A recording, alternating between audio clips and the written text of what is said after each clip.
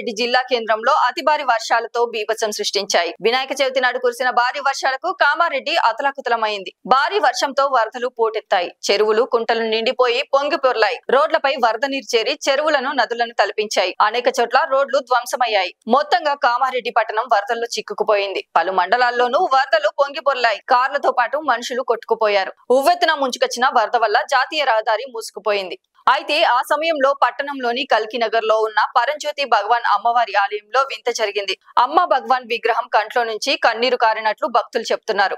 అమ్మవారి కంటి నుంచి కన్నీళ్లు రావడంతో ఆ వెంటనే వర్షం ఆగిపోయిందని భగవాన్ భక్తులు పేర్కొంటున్నారు. ఇది అమ్మవారి కరుణ కటాక్షంగా ప్రచారం చేస్తున్నారు. కాగా అమ్మవారి కంట నీరు కారుతున్న వీడియో ఒకటి సోషల్ మీడియాలో వైరల్ గా మారింది. దీనిపై నెటిజన్లు పలు రకాల కామెంట్లు పెడుతున్నారు.